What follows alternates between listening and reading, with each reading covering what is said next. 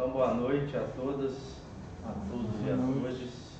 Obrigado, William, pelo aceite aí de ter a gente aqui, né, nos aceitar aqui mais uma vez. Esse é o terceiro seminário que eu faço aqui no programa, desde que começou a gravar. Muito bom, né? Bom, a Isabela e eu, a gente tem uma parceria já está indo para 4º ano já de pesquisa em educação financeira e metodologias ativas. Ela é especialista, né, do nosso grupo em metodologias ativas. A gente fez muita coisa junto, congresso, publicação, capítulo de livro, artigo, né? Quer dizer, a gente se divertiu bem, né? As pessoas geralmente perguntam, tem que publicar? Claro, tem, já que a gente está com tempo, né, para isso. Então a gente aproveitou bem o período do mestrado para escrever junto, né? Eu aprendi muito a escrever com ela e aprendo muito a escrever com quem eu oriento, né? Porque tem gente que escreve muito melhor do que eu, apesar dos meus anos de experiência, mas consegue condensar em 20 páginas o que eu gasto às vezes muito mais, né? E é o tamanho que é permitido. Então quero agradecer primeiro por ter vindo, né? De Leopoldina é muito chão para nós que já viajamos muito, né, William, para estudar. Vim aqui compartilhar com vocês resultado de 2 anos, né, de pesquisa que foi feito aqui, né, graças à contribuição também dos professores, né, que a Isa passou, e do nosso grupo, que a gente tentou ao máximo ajudá-la também para que ela concluísse bem. Concluiu, é um dos melhores produtos de metodologias ativas, né, que estão à disposição.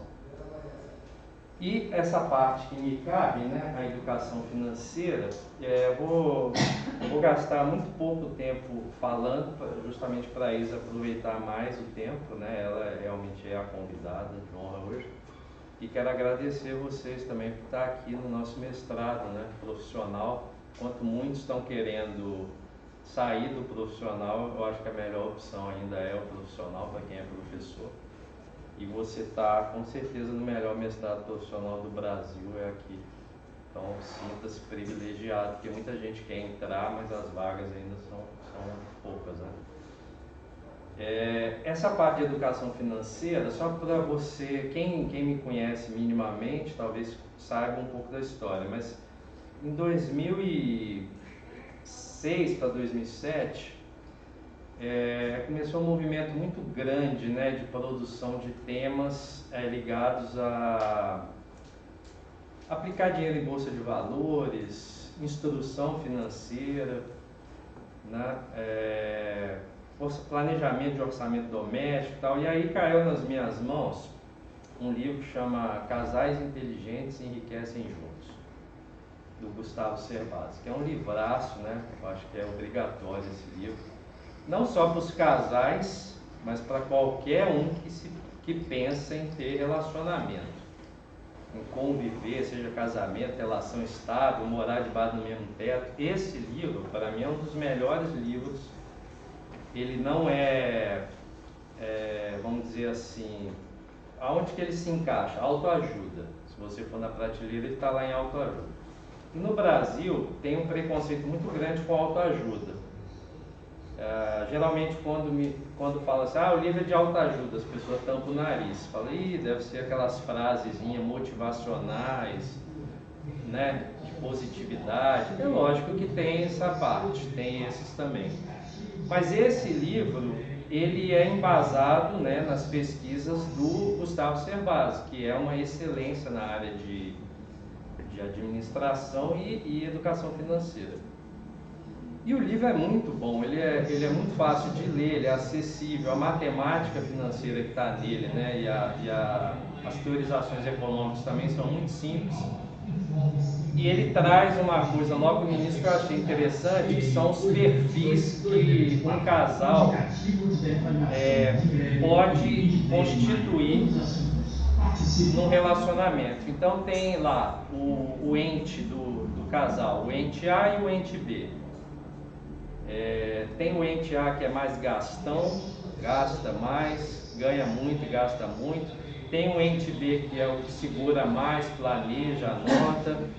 Tem aquele casal que os dois, né, ou as duas, seguram, planejam, anotam, tem organização. Então ele traz logo de cara vários perfis que a gente acaba se identificando, né? Ah, eu estou nesse perfil aqui, mas eu queria ir para esse. Ele traz muitas discussões interessantes também, que são alguns dilemas, né? Sobre como ter dinheiro no futuro, é melhor alugar ou financiar imóvel, é melhor ter carro ou andar de Uber, né? Então traz muitas, na época não usava Uber o termo, mas é o transporte alternativo, o ônibus, enfim. Esse livro ele me possibilitou fazer um monte de projeto para a Unesp, né, de Rio Claro. E à época eu conversei com professores que passaram por lá, né, o professor Amarildo, o professor Adley, e eles me falaram, olha, tem um cara lá que chama Rômulo Lins, e esse cara é fenomenal, nossa, tem muitos, né, lá, em geral nas pós-graduações paulistas todo mundo é camisa 10, né? E aí eu falei, cara, eu não conheço esse Rômulo Lins, eu li um monte de artigo que a Sônia Clarito pediu, né? Mas eu tinha feito especialização, li bastante o Rômulo, já usava muitas das teorias dele, né, do modelo de campo semântico na minha prática, né, na prefeitura, no estado. Eu sempre fui um professor que não avaliei por prova, não avaliava por prova, né, porque não adianta. Meio que nas estruturas que eu estava, culturais, sociais, da prova era a mesma coisa que pegar um papel e entregar, o aluno rabiscava, fazia um monte de coisa, não tinha o que aproveitar. Então o Rômulo me incentivou muito, antes de eu conhecê-lo, né, a fazer uma educação matemática inclusiva, porque o Rômulo era fenomenal. Para mim ele ele e o Biratã empatado, né, os dois melhores exemplos de educadores matemáticos da história mundial. O Biratã D'Ambrosio, que dispensa comentários, todo mundo conhece, e o Rômulo Lins, que quem não conhece não sabe o que está perdendo, porque muitas das dúvidas que eu tinha de como ser um professor que promove inclusão, o Rômulo esclarecia nos artigos. E aí eu fiz a seleção e cheguei lá, conheci o Rômulo durante a seleção na Unesp, né, e expliquei para ele, olha, o meu projeto é isso. Ele falou assim, olha, eu não entendo nada disso que você está falando, meu lance é formação de professores e o meu projeto não tinha nada a ver com isso. Aliás, é a única pesquisa do grupo, né, do Sigma T, que não tem a ver com formação de professores. Mas ele falou, olha, tem umas provas aí, se você passar nas provas, tá dentro, aí a gente conversa, né? E deu certo, eu acabei passando e foi a última vez que teve prova mesmo de matemática na Unesp, depois mudou o sistema, virou dossiê. Então era um processo meio exaustivo, porque começava na segunda, terminava na sexta e metade saía na quarta, né? Desaparecia da seleção na quarta porque tinha sido eliminado. E aí quando eu vi que eu estava na final, eu falei, pô, agora só depende de mim. E aí eu sentei para conversar com o Rômulo sobre educação financeira. A primeira coisa que eu falei para ele, eu falei assim, olha, se a gente der um curso de matemática financeira para os professores, para a população em geral, eles vão melhorar, entendeu? As pessoas vão tomar melhores decisões. E eu dava argumentos ingênuos, né? Epistemologicamente ingênuos, e o Rômulo ia desconstruindo. Por quê? Porque ele tinha uma baita experiência internacional, né? Ele morou na Inglaterra, ele ganhou uma bolsa que poucos conseguiram, ele fez doutorado direto, nem precisou fazer mestrado. Então ele tinha uma experiência de viagem, de vida, de professor, de pensador, né? Livre pensador, um cara que, você lê os textos dele, todos são inéditos e todos são a cara dele, todos são originais, né? Ele não copiou de ninguém. Nem citação ele precisava usar, ele tinha ideias tão boas que ele não precisava nem ficar igual a gente fica, segundo fulano, segundo ciclano, a gente ainda precisa disso, o Rômulo não precisava. E aí ele me desconstruiu uma série de coisas, falou, Marco, não basta ensinar matemática, nós vamos ter que olhar fatores sociais, psicológicos, econômicos. E aí a gente conversou com um economista à época, né, que hoje é professor lá da USP, o Pedro, e aí ali a minha cabeça abriu, ele me deu muita coisa para ler que não tinha no Brasil à época, 2008. E aí eu comecei a desenhar, e agora que está ficando pronto, né? É meio que o filho começou a ser gerado em 2008. Agora, quer dizer, 14 anos depois, ele está ali na adolescência. Agora que eu consegui escrever um capítulo que eu não teria condições de fazer antes, ia ficar fake, definindo o que é pensamento financeiro. Né? Esse capítulo vai sair aí num livro aí, futuramente, acho que segundo semestre. É um livro que tem só pensamento aritmético, algébrico, financeiro, computacional, estatístico e por aí vai. E aí eu fiquei a cargo desse capítulo, pensamento financeiro, e eu fui procurar, vou ver o que já tem escrito para eu me basear. Nada, nem na área de administração, nem na área de economia, nem na área de educação, nem na área de educação matemática. Então vamos para os bancos de dados internacionais. Aí apareceu algumas coisas, mas muito próximo de pensamento estatístico, ou muito próximo de algumas coisas que eu tinha lido, que eu recomendo vocês, inclusive está aí por aí, né, em PDF gratuito na internet, mas eu prefiro ter um livro físico ainda, né, se possível, o livro Rápido, Devagar, Duas Formas de Pensar, que é de um prêmio Nobel, um psicólogo que ganhou o prêmio Nobel de Economia, o Daniel Kahneman. Esse livro, eu li ele quando eu fui visitar o Amarildo estava fazendo pós-doc no Arthur Power em 2012. Aí quando faltavam uns 3 meses para ele terminar lá, o Adler foi antes, depois eu fui, né? Fui visitá-lo lá, e aí em Newark, né? Que é o local que ele ficou ali do lado de Manhattan, né? Em Nova York. E quando eu cheguei lá, o livro tinha acabado de ser lançado nas livrarias, né? Eu cheguei, o livro estava lá, o cara tinha acabado de ganhar prêmio Nobel 6 meses atrás. Aí eu trouxe o livro, 6 meses depois já estava traduzido para o português também, que era livro geralmente desse porte e traduzem rápido, porque vende muito. Hoje ele está aí, você pode comprar ou pode fuçar por aí, que você acha ele por aí, na internet. Esse livro, ele traz 2 formas de você tomar decisão. É muito simples, por isso que os caras que ganham o prêmio Nobel, quando você vai ver, o que o cara está investindo? Cara, é uma coisa tão simples, mas por que ninguém pensou? Porque é simples. As pessoas geralmente querem investigar coisas complexas para ter resultados complexos. E geralmente as coisas simples é que geram resultados extremamente simples, né, e que vão impactar no complexo. E aí, o que significa esse livro? Para mim, inclusive eu me baseei em algumas coisas para escrever o capítulo, né? Você tem 2 sistemas de tomada de decisão, o S1 e o S2. O S1 é o sistema automático. Então, por exemplo, vamos fazer um teste. Se eu perguntar para qualquer pessoa 2 mais 2, direto, 4. Isso é matemática. Então você está usando o sistema S1 para tomar a decisão, ou seja, para gerar uma resposta. Por quê? Porque você já tem na sua cabeça um arquivo de respostas e de algoritmos que você aprendeu no período escolar. Então, se eu perguntar para você, raiz de 2 na hora você fala, irracional, número irracional. Você nem pensa, é irracional.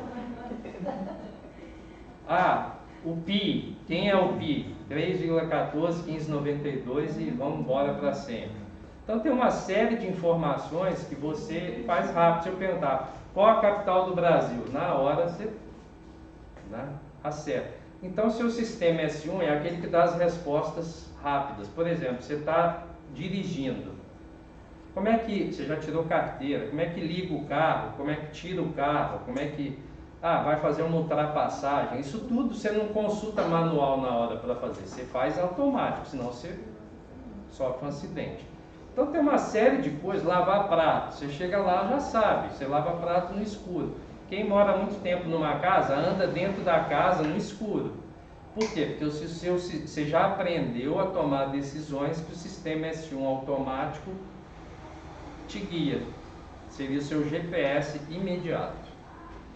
Mas tem o sistema S2. O sistema S2 é aquele mais criterioso. é o seu anjo da guarda.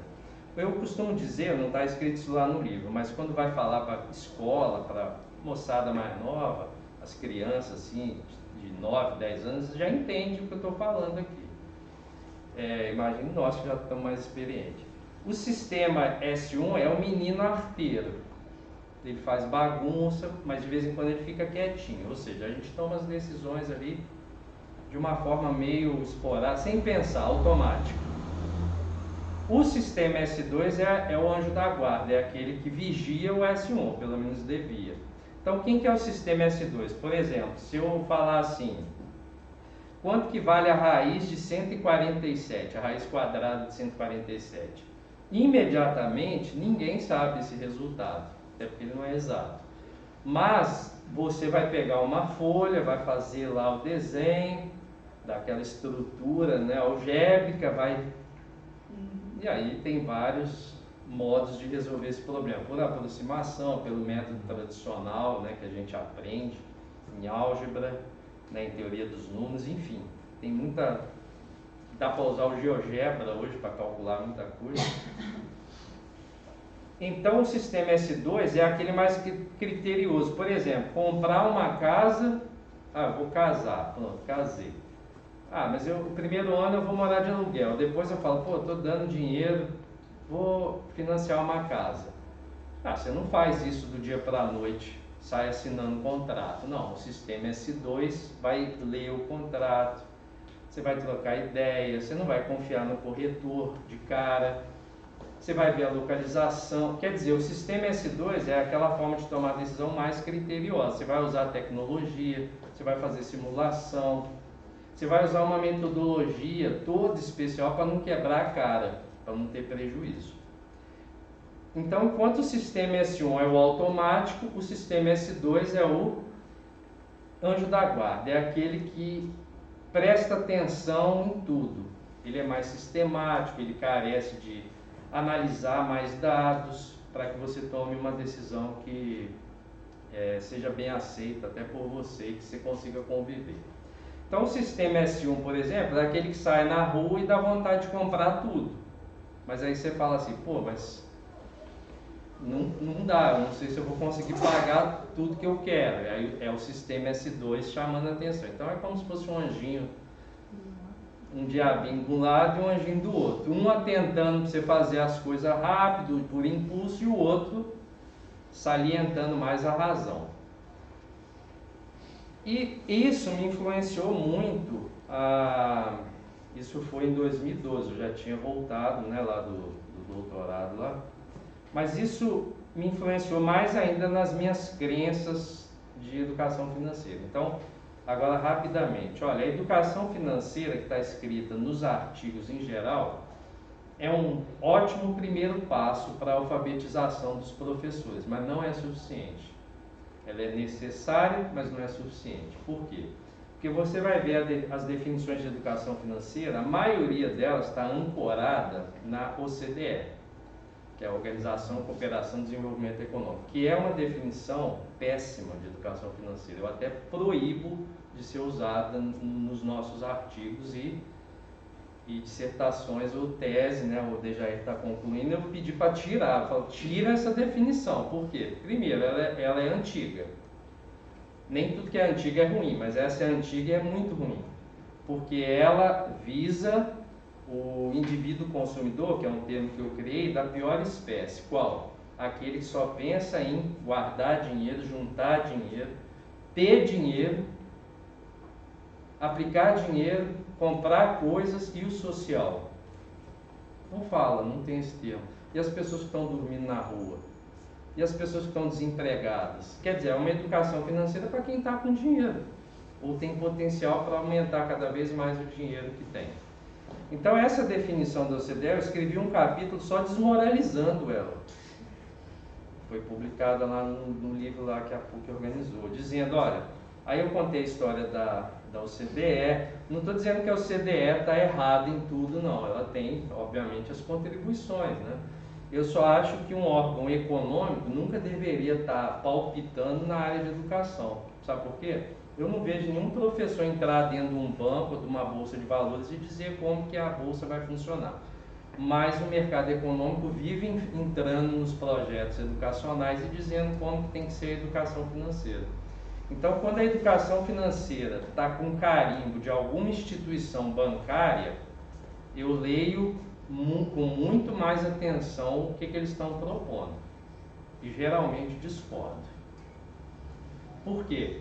Porque nós que estamos aqui, a gente frequenta bairro, a gente anda de ônibus. Outro dia eu andei de ônibus de novo, os alunos falaram: pô, professor, eu te vi lá no ônibus, você anda de ônibus? Pô, eu ando de ônibus, de bicicleta, de carro, de Uber, de carona. O que tiver disponível, né? Tem dia que dá para usar uma coisa, enfim. A gente frequenta lugares populares, a gente é povo. Então, a educação financeira que a gente propõe no nosso grupo, Pesquisa de Ponta, por exemplo, em outros grupos, né? É educação financeira para o povo. E não ficar ancorando em proposta de banco, de instituição financeira, de OCDE.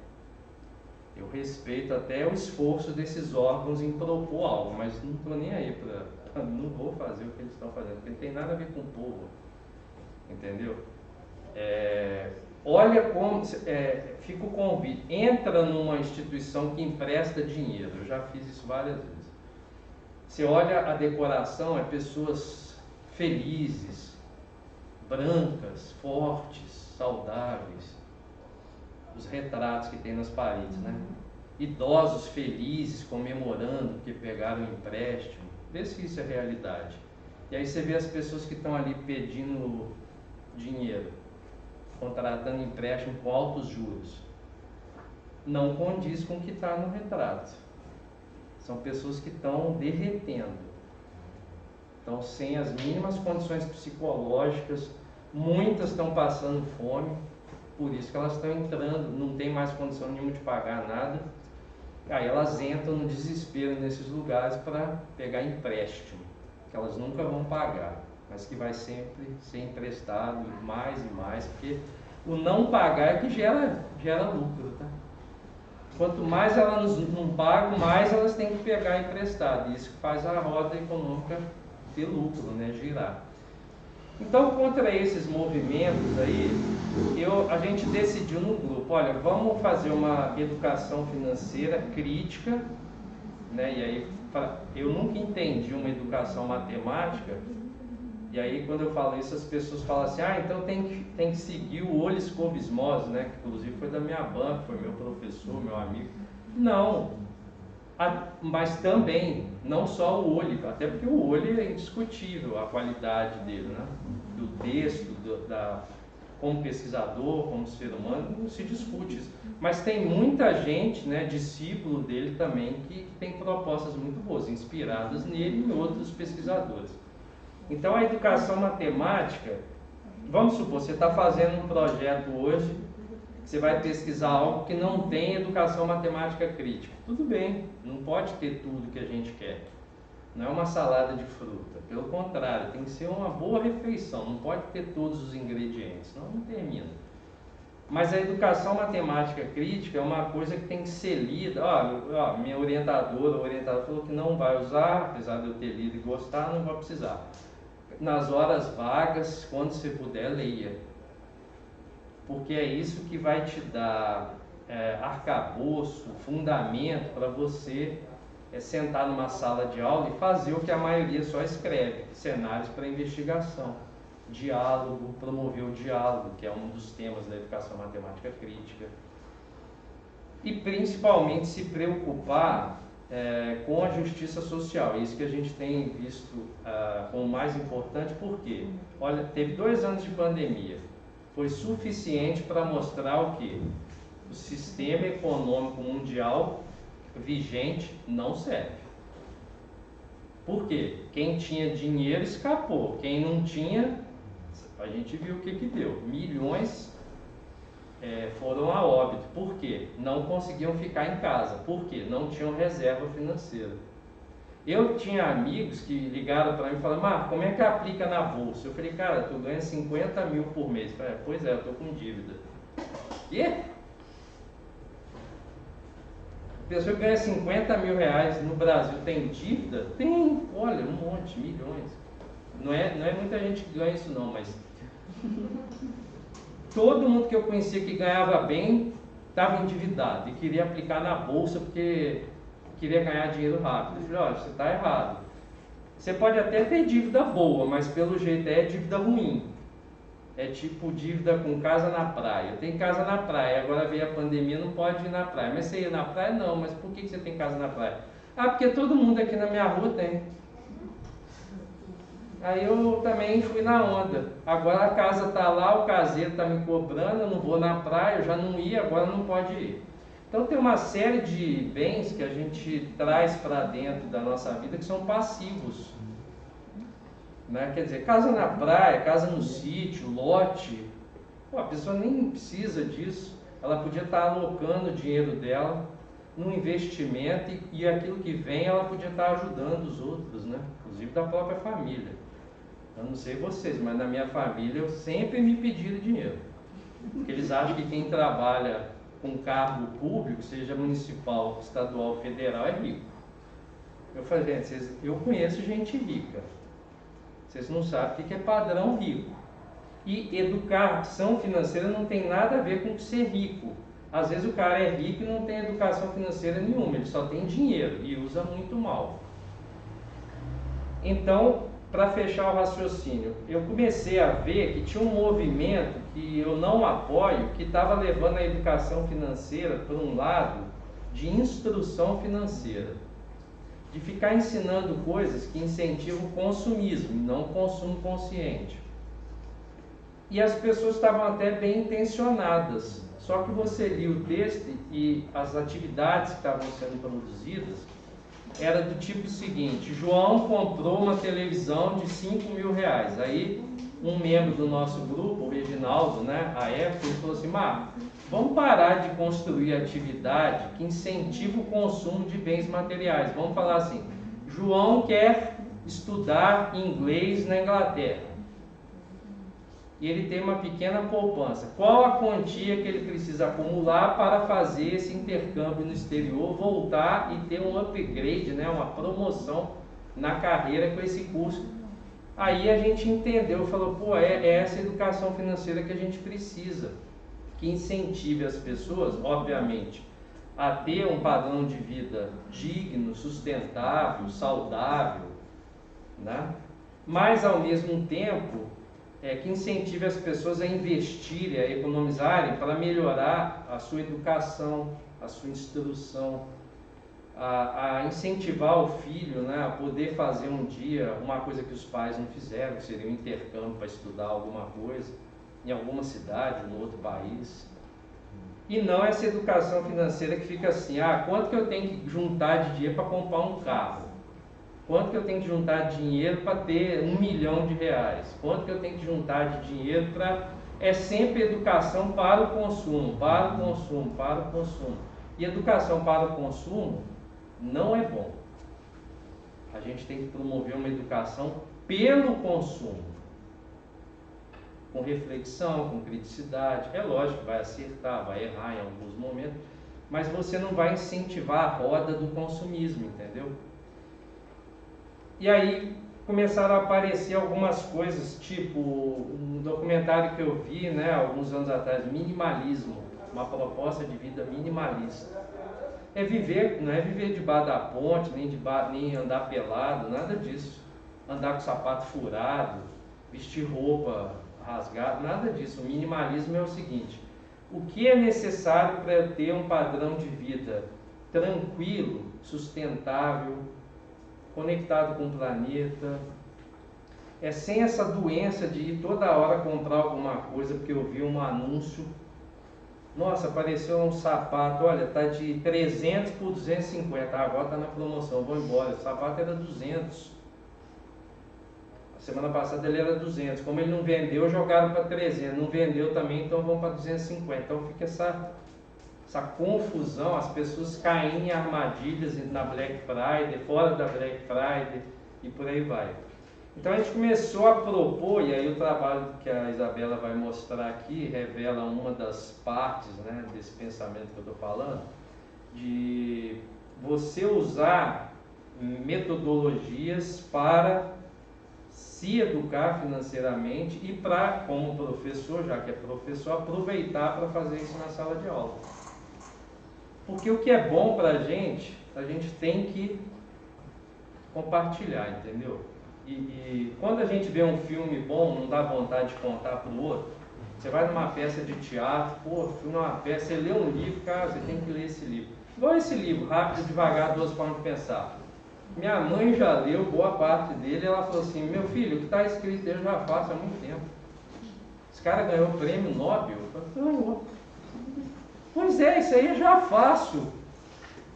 Eu acho engraçado porque os nossos avós, bisavós, eles não, em ampla maioria, o pessoal veio da roça, eles nunca tinham dívida, mas sempre tinham dinheirinho.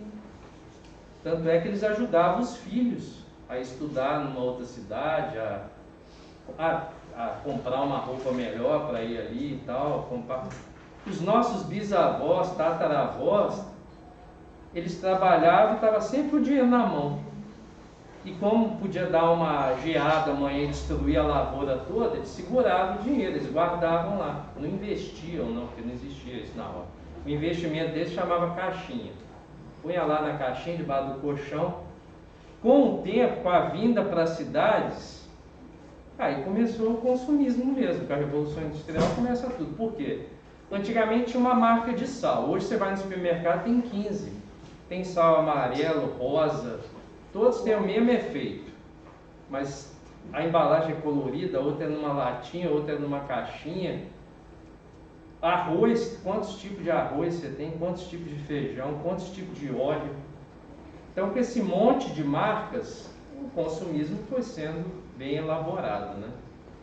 E o incentivo, há pouco tempo eu vi uma senhora no mercado com um carrinho lotado. E eu sou meio metido a interagir com as pessoas. Eu cheguei e falei, a senhora faz compra de mês? Eu sempre fiz.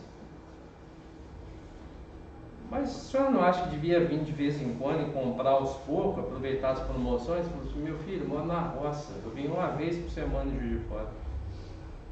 Uma vez por semana, então tem que levar isso aqui semana que vem, lá em casa todo mundo come. Semana que vem esse carrinho não existe mais, aí tem que voltar a comprar mais. E às vezes a gente escreve lá, já até, quem faz compra de mês está errado, porque, mas você entende o contexto que as pessoas estão vivendo? Você tem que ir lá ver, senão você cria teorias gerais para casos particulares, está errado. E ela me convence, no caso dela, eu falei, não, mas a senhora está coberta de razão. Já pensou se a senhora saísse lá do ano, senhora, todo dia vem aqui pegar uma promoção, é muito mais caro, então ela já leva um carrinho cheio para a semana toda, semana que vem ela volta. E tem um fator que ela falava assim, eu adoro vir passear em Juiz de Fora, porque lá na roça tem nada. Só a roça, é bom, mas não tem diversão.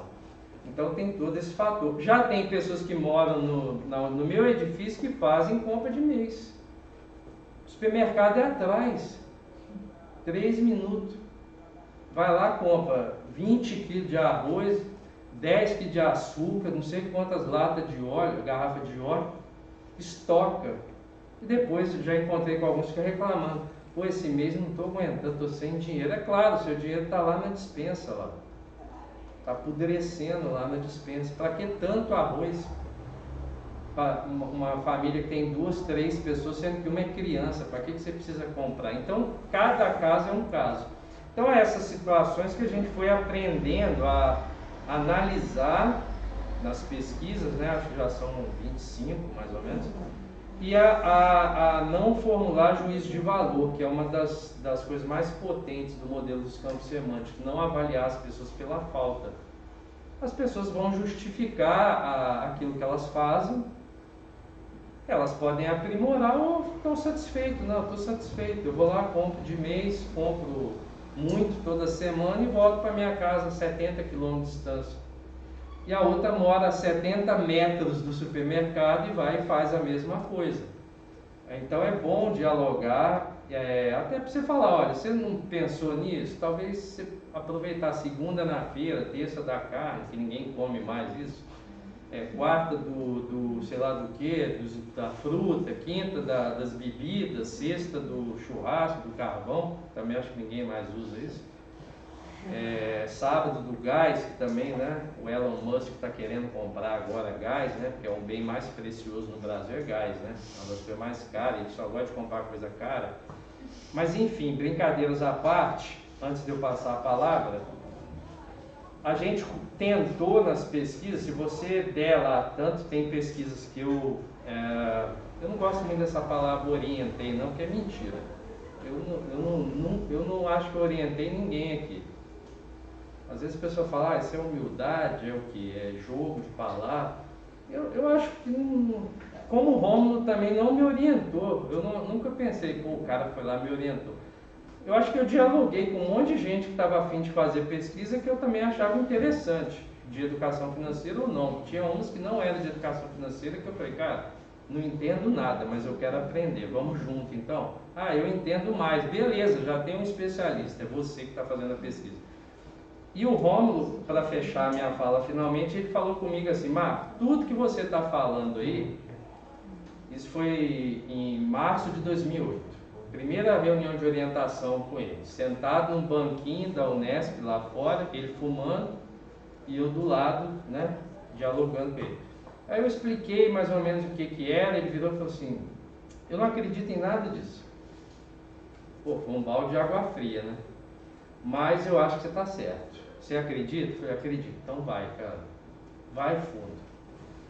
No que eu puder com a minha experiência de falar, ó, cuidado que isso aqui, essa parte de metodologia está falha, essa parte aqui de fundamentação não está boa.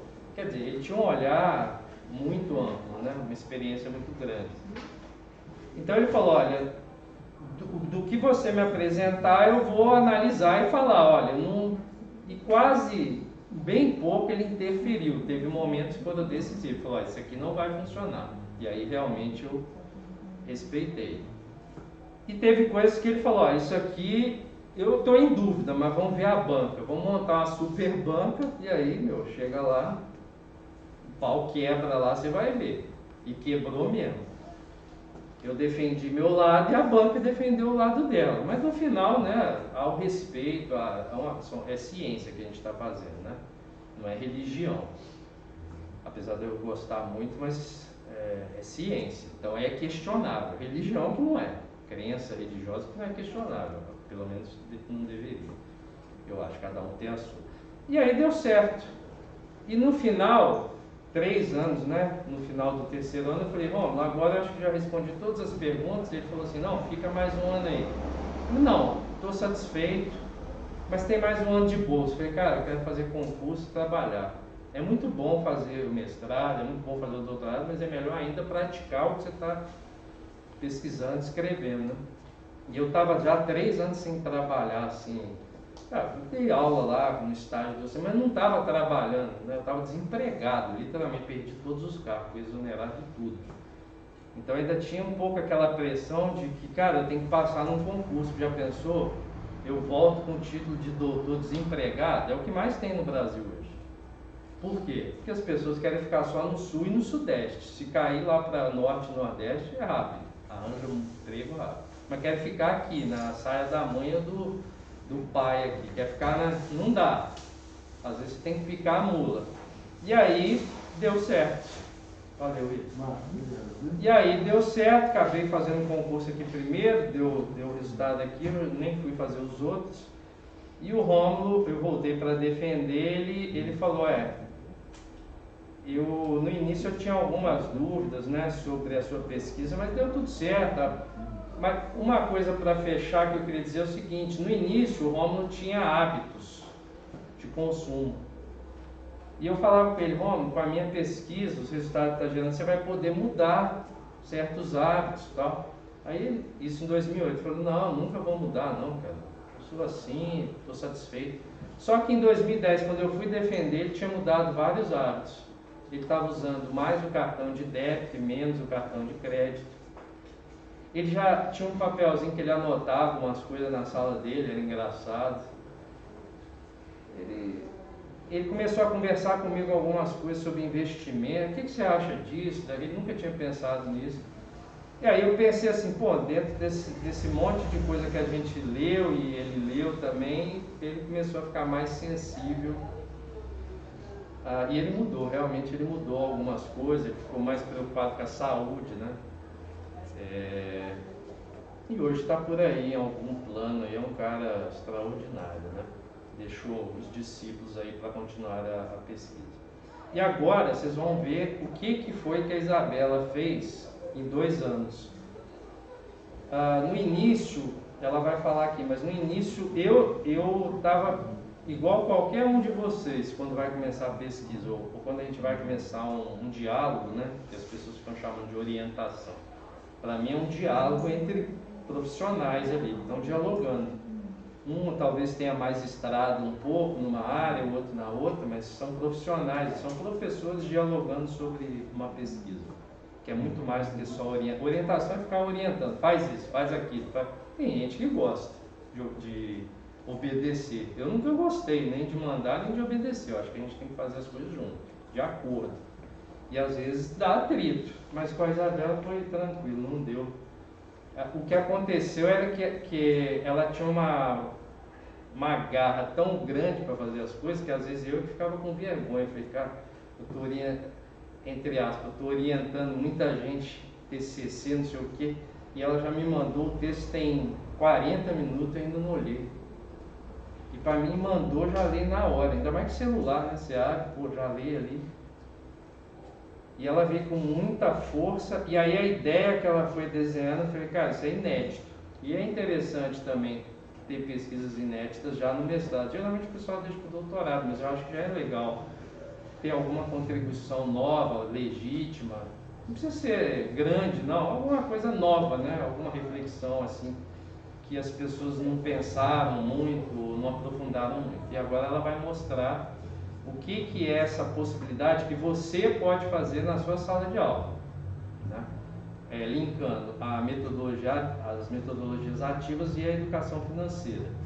E quem quiser ver depois, segunda-feira, né, a gente fez uma Semana da Matemática do Instituto Federal de Nilópolis, e aí lá a gente bateu um papo também sobre sala de aula invertida, ensino híbrido e educação matemática. E finalmente é de praxe no nosso grupo a gente continuar as parcerias, logicamente quem pode, quem quer, depois do mestrado. Então durante o mestrado a gente trabalha junto, depois que conquista o título, se a pessoa quiser, alguns conseguem, outros não, porque tem filho, casa, vai embora, fica difícil de manter um certo ritmo, mas dentro do possível, com muitos que eu dialoguei nesses 10, 11 anos aí, nos últimos 10, 11 anos, a gente tem mantido uma parceria, tipo, cara, vamos escrever junto alguma coisa? O que você está pesquisando aí na sua sala de aula? Vamos fazer um relato? A gente escreve tão bem junto, é tipo aqueles compositores, sabe? Logicamente guardadas as devidas proporções, porque a gente não é Vinícius nem Tolkien, né? Vamos pôr o pé no chão. Mas é tipo aqueles caras que escreviam a letra junto lá, pô, vamos escrever uma letrinha junto? Vamos. Eu faço a introdução, te mando, você faz a revisão, faz a fundamentação, faz uma revisão, aí vai montando assim, e alguns meses depois tem um esboço para levar a paulada dos pareceristas, né? E aí você aprende como é que faz e pum, você vai publicando, vai divulgando, porque isso é importante para a ciência, né? A divulgação da pesquisa, publicar, escrever um livro, um e-book, isso é importante. Não é porque você vai ganhar ponto, não, ganha. Mas é também para você falar, pô, eu quero compartilhar com as pessoas uma coisa que me faz bem. Pesquisa faz bem, né? Senão a gente não estaria aqui, né? Dá medo também, tá? Mas é um medo bom, é um friozinho no estômago que você fala assim, pô, eu tô com medo, mas eu vou. Pega na mão e vamos. Beleza? Então vamos lá, isso. Boa noite para vocês. Na hora eu estava combinando com o Marco o que a gente ia falar, ele falou assim, o que você acha? Eu falei assim, você fala primeiro, depois eu falo. Depois eu arrependi, que eu falei assim, gente, o Marco fala tão bem, estou aqui pensando, falei assim, ele fala tão bem, eu tinha que ter falado primeiro, né? Porque depois dá até vergonha de falar, né? Tá bom. Eu vou trazer um pouquinho para vocês, como que a gente pode considerar a educação financeira como uma própria metodologia ativa. Hoje nós ouvimos muito falar, principalmente agora, depois com a pandemia, né, que teve o ensino remoto. Acho que foi aí que todo mundo ouviu falar em sala de aula invertida, ensino híbrido, metodologias ativas. Eu lembro que quando eu entrei aqui no mestrado, o Marco me propôs a falar sobre sala de aula invertida, eu não sabia o que era, não tinha escutado falar. Era a primeira vez, e os meus colegas de sala também não conheciam. Então, assim, à medida que eu ia pesquisando, eles iam falando, Isabela, o que é? E a gente ia fazendo aquela troca de informação. Hoje é uma coisa tão comum, mas há uns 3, 4 anos atrás, a gente não escutava muito falar, né? Então, ele foi vindo, e a partir disso, a educação financeira também, a partir de todas as disciplinas que eu fiz com o Marcos também, a gente estava até vindo falando no carro, que é o seguinte, eu sou uma outra professora depois que eu comecei o mestrado. Eu comecei de um jeito, com algumas crenças, e depois a gente vai desconstruindo aquilo, construindo, desconstruindo. Hoje eu sou outra pessoa, também em construção. Eu acredito que a gente vai melhorando a cada tempo, né? A cada momento, em sala de aula também, é a nossa pesquisa, e depois que a gente entra no mestrado, a gente começa a ver a nossa sala de aula como uma pesquisa. Eu acho que muitos de vocês já, mesmo começando, né, tá no início, mas pensar, para poder vir para o mestrado, vocês estudaram, entraram naquele mundo, né, de pesquisa, já começaram. Então, acho que você já começa, quem está dentro de sala de aula, já começa a ver a sala de aula de outro jeito. Então, eu trouxe aqui um pouquinho da minha sala de aula para vocês, um pouquinho da pesquisa. Aqui eu trouxe uma definição, tá? Quem trouxe muito para o Brasil aqui foi a Bacic e o Moran. Eles trouxeram a definição de metodologias ativas, que são alternativas pedagógicas que colocam foco no processo de ensino e aprendizagem do estudante. Eu acredito que quase todo mundo que está aqui está procurando isso, né? A pesquisa é o quê? Colocar o foco no processo de ensino e aprendizagem do estudante. Então, todo mundo aqui, em si, já está buscando isso, já está fazendo uma pesquisa de metodologia ativa, que é tirar aquele centro do professor e colocar para o aluno. E como que isso é difícil, né? A gente está acostumado a ser o centro ali do processo. Passar essa responsabilidade, né? Essa função para o aluno é muito difícil. A gente veio com uma cultura de estar acostumado, nós sermos o centro desse processo. E por que é ativo?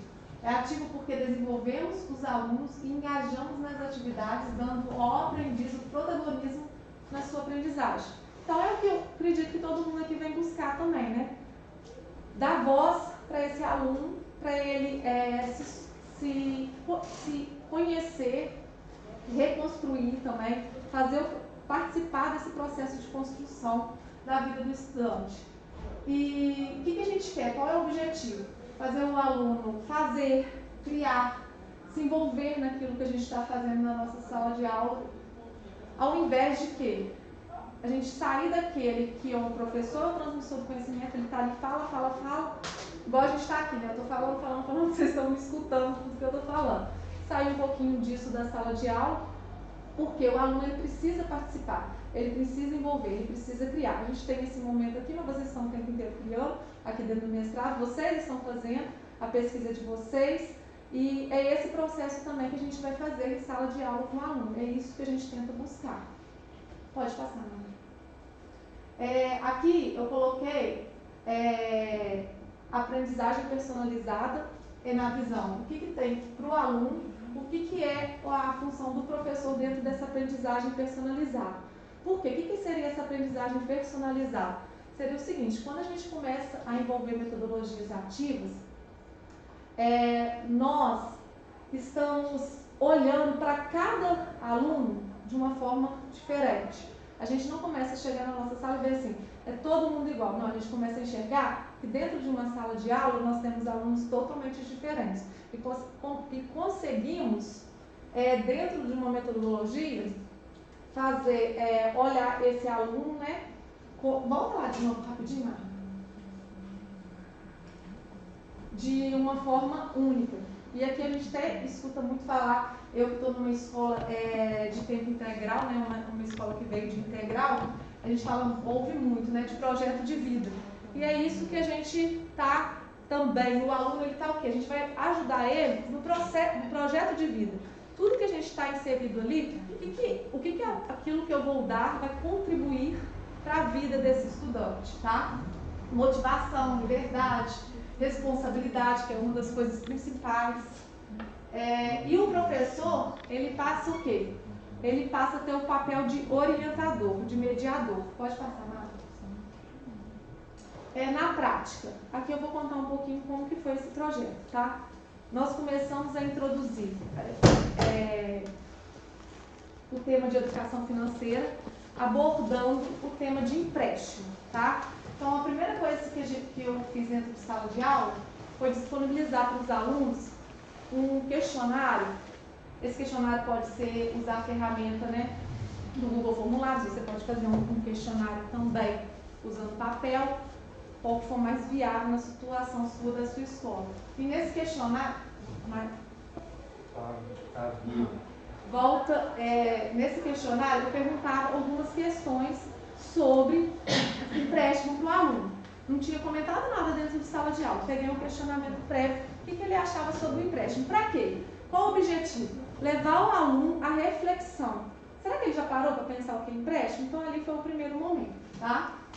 E o que eu fiz? Eu pedi que esses alunos, eles fossem... Isso eu fiz dois projetos. Um projeto piloto, que foi antes da pandemia, e o outro aconteceu no ensino remoto. No que aconteceu antes da pandemia, foi muito interessante que eu pedi eles para procurassem nessas agências de bancos, fossem lá e pegassem folhetinho oferecendo empréstimos. Aí eles foram buscar, cada um foi num lugar, e quando foi tempo de pandemia, eu pedi eles para pesquisarem na internet mesmo algumas propagandas oferecendo de folhetos de empréstimo. Pode passar, Marcos. A partir desses folhetos, nós começamos a desenvolver atividades dentro de sala questionadoras, reflexivas, sobre a situação de empréstimo. É muito interessante que eu estava com uma turma do primeiro ano do ensino médio. Eu acho que vocês aqui vão se identificar, quem trabalha. A gente acha assim, primeiro ano do ensino médio, né? Peguei e falei para os meninos, então, não ia trabalhar por enquanto juros, nem nada, essa ideia de introdução. Falei assim, vocês vão pegar o valor da quantidade de parcelas e vão ver qual vai ser o total que vocês vão pagar no empréstimo. Por exemplo, vou pegar um empréstimo de R$1.000, quanto que eu vou pagar no final? Aí tá, fui esperar os meninos fazerem, né? Aí meus alunos ficaram olhando pra mim. De repente, professor, como é que eu vou fazer isso? Aí eu falei assim, vocês, o que ele tá falando ali pra você? Aí a gente começou, ou seja, às vezes a gente está ensinando função, o aluno sabe desenvolver uma função que você passou ali para ele, mas ele está com aquela coisa muito fechada, né? Tem uma situação do dia a dia dele envolvendo uma matemática simples, básica, e ele não consegue desenvolver. Então eu falei, não, é só se multiplicar, tem que multiplicar. E a partir daí a gente começou a pegar os resultados. O que eu fiz? Aqui tem um empréstimo, que é daqueles empréstimos rápidos, que empresta para qualquer pessoa, e um empréstimo consignado. Eu já tinha levado para a sala de aula esses folhetinhos, caso eles tivessem trago só um tipo de empréstimo, ou caso eles não tivessem entrado que eu tivesse pedido. Mas acabou que dentro de sala cada um trouxe um folhetinho, deu para poder trabalhar o que eu queria, eu não precisa nem de usar os meus folhetos. O que eu trabalhei? O que a gente começou a ver? O que eles começaram a ver? Nossa, mas eu vou pegar isso e vou pegar isso. Aí eles mesmos começaram a questionar. Qual era o meu papel ali? Deixar eles levantarem reflexões, eles participarem. Não só eu ficar, as descobertas eram deles. Eu estava ali o quê? Para mediar a reflexão. Pode passar, Márcia. Aí aqui são várias propostas que eu fiz. Tudo o quê? Tudo fazendo essa reflexão, que é o que o Marco falou de educação matemática crítica, né? É a reflexão em cima de quê? Do tema de empréstimo. Pode passar. Aí logo depois que a gente trabalhou esse tema de empréstimo, que eles começaram a ver, aí depois eu fiz um outro questionário, perguntando novamente sobre empréstimo, só que agora eu falei com eles, agora vocês vão pesquisar sobre isso. Falei com ele, agora vocês vão fazer mais fundamentado, vocês vão olhar, vão trazer, fiz isso tudo, gente, detalhadinho, tá no produto educacional meu, tá bem descrito isso tudo que eu tô falando. Então, aí quando eles começaram a ter essa ideia, que olhar o empréstimo, porque às vezes a pessoa vai fazer um empréstimo, mas ela não tem nem noção de quanto ela vai pagar no final. Ela não tem noção, será que realmente aquele empréstimo é o mais viável para aquela situação? Então a gente levantou essas informações. Não estava ali para poder proibir ninguém de fazer empréstimo, mas sim de levantar, será que realmente é a opção mais viável para mim? Aí depois a gente começou a trabalhar o seguinte: será que eu tenho formas de eu evitar chegar no empréstimo? Tá? Que a gente começou a trabalhar o poder do juro composto. Que foi com cartão de crédito. A gente começou a dar, o primeiro exemplo que eu dei, eu peguei daquele cartão mesmo do Nubank, peguei taxas reais, falei, se vocês deixarem de pagar um mês, 10 meses, aí a gente começou a introduzir o quê? A ideia de juros compostos para poder ligar onde? Na função exponencial, tá? Pode passar. Aí a gente começou a criar sobre orçamento. Eu coloquei essa palavra e eles começaram a colocar definições sobre o que é orçamento. O que é interessante? Por que eu trouxe isso daqui? Porque eles entenderam o orçamento muitas das vezes ligado com o quê? Com planilha de gasto, organização de dados. Pode passar, Mara? E na verdade, pode passar de novo. Não, pode voltar, não coloquei não. E na verdade, depois eu expliquei sobre orçamento familiar. O que é orçamento? O orçamento está além de planilha de gastos. Quando a gente fala em orçamento, é um projeto de vida. É saber, igual, por exemplo, para eu poder vir aqui, eu tenho várias coisas na minha vida que eu tenho que administrar, né? É o meu tempo, o que aquilo vai acarretar. Eu vou fazer um mestrado, eu tenho que fazer um planejamento, senão eu começo e não termino. Então, tudo isso está ligado em quê? Em orçamento. Então, a gente explorou muito mais do que o Marco estava falando sobre o que vem da OCDE, né? Aquela coisa assim, orçamento é só a planilha de gastos. Não, é um planejamento todo de vida. Aqui eu mostrei para eles um site que é uma forma, tudo vocês estão vendo que eles que estão fazendo. Eu não estou fazendo nada. Eles colocam, eles constroem, isso faz parte da metodologia ativa. Aqui é um site que eles colocariam um valor que eles queriam investir e eles pegavam aquele valor pequenininho mensalmente e como que era esse investimento a curto, médio e longo prazo e eles recebiam essa informação. E é interessante eles verem como que é o orçamento a longo prazo, como que dá diferença. Talvez um dinheirinho que você põe a curto prazo não faz tanta diferença, mas quando você vê num prazo longo de 30, 40 anos, como que aquilo faz diferença na situação. Então, é o pensamento de pensar em quê? Em longo prazo, que é o planejamento. Pode passar, Marco. Aqui foi uma atividade que eu fiz, depois de introduzir tudo isso de orçamento, falar sobre, eles construíram cada um, foi uma situação, isso aqui eu peguei baseado, me deu sabe, quando você dá, que legal, a partir disso eu elaborei essa atividade, foi de um livro do Wallace Cosmos, ele colocou ele fez esse pensamento, a ideia. Eu falei, isso daqui dá para me montar isso, e tirei a ideia mais ou menos do livro dele. Cada aluno recebia um dinheiro, e ele tinha que fazer um planejamento de vida daqui 10 anos. Então, meu aluno estava ali com 15, com 25 anos ou 30, ele colocaria a idade dele, tudo direitinho. Qual que seria? Ele teria que montar uma planilha. A planilha ele podia fazer à mão, no Excel, ficaria aberto para ele fazer do jeito que ele quiser. E eu colocava algumas situações.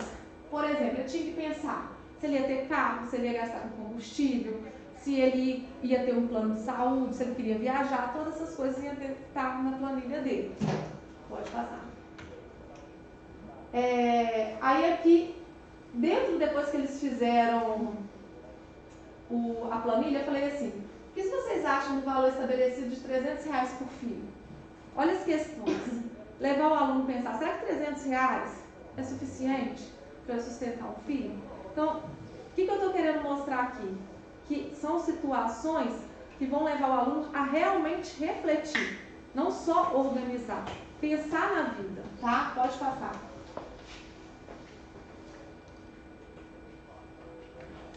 Aqui foram algumas considerações dos alunos, tá? O que eles acharam, né, dessa parte que eles estudaram todinho, no final nós fizemos, eles colocaram. Aí eles colocaram,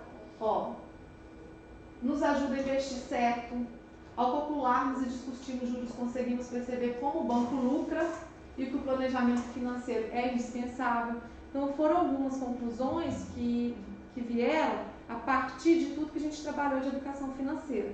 Pode passar. e como trabalhar tudo isso, né? Que aí eu falei muita coisa, foi muito tempo que a gente gasta na sala de aula. A gente tem um currículo totalmente que a gente tem ali, a gente fica, meu Deus, eu tenho que seguir aquele currículo, e ele é extenso, ainda mais na área de matemática, é muita coisa para a gente aplicar. A gente pega aluno sem saber nada, de muita coisa a gente tem que fazer aquela volta, e como que eu vou fazer ainda ter tempo para trabalhar isso na minha sala de aula? Foi aí que a gente utilizou a metodologia da sala de aula invertida. O conteúdo que eu ia ser ministrado de forma passiva para os alunos, ele ficou como formato de vídeo. Qual era a vantagem? Que ali o aluno podia pausar, o aluno que tinha mais dificuldade, ele podia voltar se tivesse dificuldade, ele podia, por exemplo, assistir a hora que ele quisesse, ele podia rever o vídeo. Não tem a gente lá falando, o aluno tem como voltar. Aquele aluno que às vezes é interessado, mas tem dificuldade de aprendizagem. Pode passar. Aqui foi a justificativa da minha pesquisa. Quais são as justificativas? Por que eu escolhi? Primeiro que eu gosto de trabalhar muito ferramentas tecnológicas. Eu acho que quando a gente trabalha qualquer ferramenta tecnológica, aqui eu usei várias, tá, gente? Está tudo descrito lá no produto. Eu acho que o aluno, ele está mais no mundo dele do que no nosso, então ele interage muito mais. É uma aliada que a gente tem, tá? E também eu queria fazer alguma coisa que pudesse contribuir para o meu estudante. Não só, ele aprendeu multiplicar. Para que ele aprendeu a multiplicar? Né? Ter um sentido, porque eu acho que é o que a gente busca aqui, que todo mundo está buscando. Pode passar, Mara. Pode passar. Esse daqui é o produto educacional. Por que eu escolhi falar um pouquinho da estrutura do produto? Porque eu sei que a gente entra, muitas das vezes sem saber até o que é o produto. Né? Meu Deus, o que eu vou fazer de produto? O que vai ser meu produto? Não estou nem pensando na pesquisa. Meu Deus, o produto deve ser muito difícil. Então eu trouxe um pouquinho para vocês terem a ideia do que eu fiz e para servir de modelo, de exemplo. Lá no site, como o Marco falou, do mestrado, vocês conseguem ter acesso a todos os produtos educacionais, todas as dissertações também defendidas.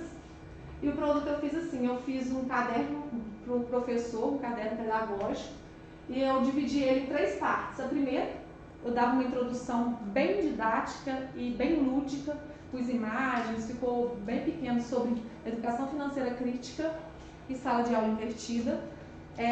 Na dissertação eu já uso ensino híbrido, eu uso metodologias ativas, meu referencial teórico é bem mais extenso, mas no produto eu tentei fazer uma coisa bem voltada para o professor, uma coisa mais objetiva. Pode passar, Marco. Aí depois, ficou essa parte 1, pode passar.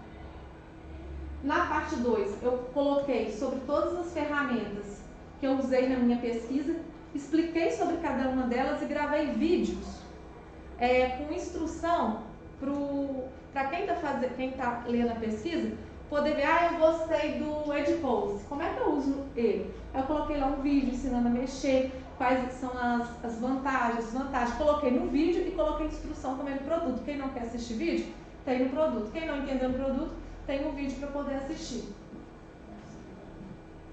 E na parte 3, eu exemplifiquei todas as atividades que eu usei no trabalho, que foi de educação financeira, que serve como o quê? Serve como uma ajuda para quem está trabalhando. Vou trabalhar função. Quero fazer alguma coisa, usar um recurso mais ativo, uma metodologia mais ativa. Tem um produto. Hoje, toda vez que às vezes eu quero buscar uma aula, tratar sobre um assunto, eu faço assim, Por exemplo, vou pesquisar área de figuras planas. Área de figuras planas, produto educacional, eu procuro assim no Google. Por quê? Porque ali já tem gente que pesquisou sobre aquilo e fez um material muito bom, a maioria das vezes, para poder ceder para a sala de aula. Então eu utilizo esse recurso o tempo inteiro. Toda semana você vai ver lá, esse produto educacional, tanto isso, que aí a gente recebe muita coisa. Pode passar? Aqui foi algumas publicações que eu fiz durante esse período do mestrado. O Marco pediu para trazer, eu não tinha colocado, ele pediu para colocar. Como forma de quê? Como forma de incentivar vocês também a escreverem. Eu passei um período de mestrado muito conturbado e mesmo assim a gente conseguiu produzir algumas coisas, né, Marco? Pode passar. E é isso, gente. O que eu queria deixar aqui bem frisado para vocês de metodologias ativas, que é o seguinte: Metodologia ativa é tudo aquilo que a gente se dispõe, né, de sair daquele centro do processo e dar a oportunidade para o aluno ser o centro do processo. Então parece que às vezes a metodologia ativa é uma coisa nova. Não, ela já vem de muito tempo. A gente já está vindo, desde a década de 90, né, a gente já está tentando trazer esse aluno para quê? Para o centro do processo de ensino. Toda vez que você põe um aluno no centro do processo de ensino, toda vez que você dá voz para ele que vai construir, ele que vai criar, ele que vai refletir, você está aplicando uma metodologia ativa. Tá bom, gente? Espero que tenha contribuído um pouquinho para vocês.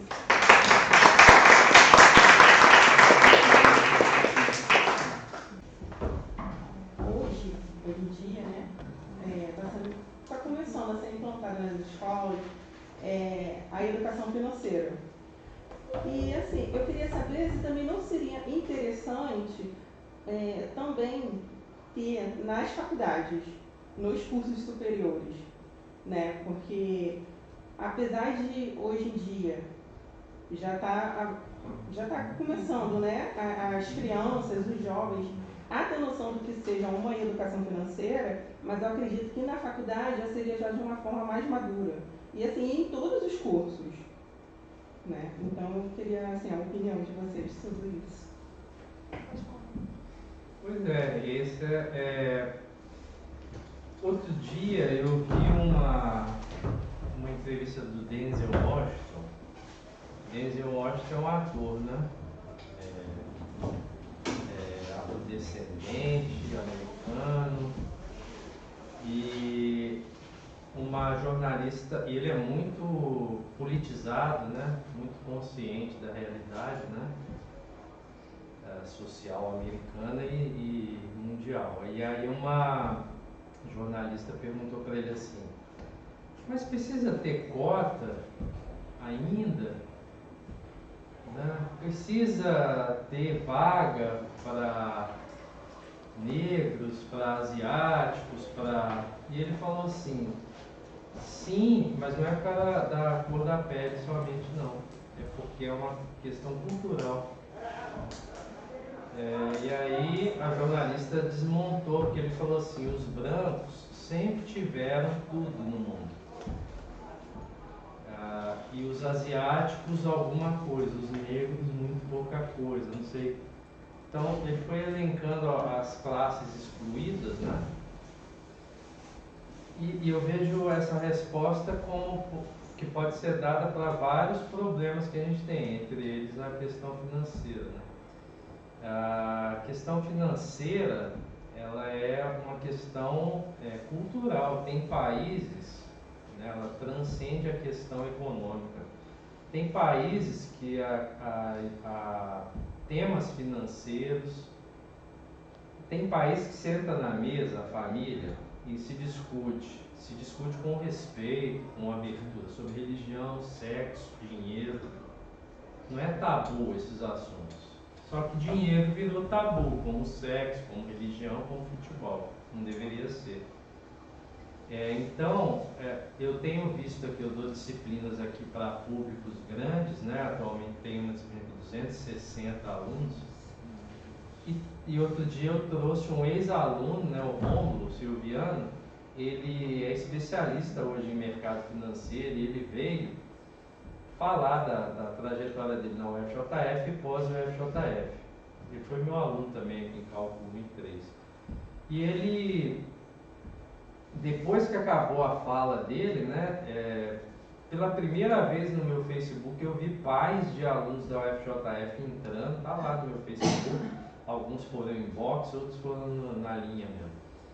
Pô, meu filho chegou em casa falando de temas financeiros e tal, super motivado, calor. Isso é um termômetro, isso quer dizer o quê? Que é um tema que claro, pô. Não é só porque é dinheiro, mas porque é uma coisa que as pessoas vão viver hoje em média, a não ser que tenham problemas, né? Externalidades ou problemas de saúde, enfim. Se você se aposentar com 60 anos, que é em geral o que vai acontecer com as mulheres, e 65 com os homens, dependendo essas categorias, né, vão viver até 100 anos. Só que vai haver uma queda salarial muito grande. E é isso que ele discutiu lá. Se a gente continuar dependendo da aposentadoria do governo, é um fracasso de vida. Isso. Você vai aposentar com 60 anos, você vai viver até os 100 como? Sem reserva como? Sem aplicação como?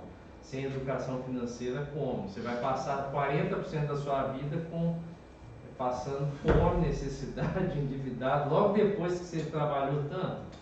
Então, tem muitos temas, né, que estão nos produtos educacionais, que já foram defendidos aqui, que quando os professores pegam, falam assim, nossa, os alunos adoraram. Mas nas famílias não é muito falado ainda, porque as pessoas estão mais preocupadas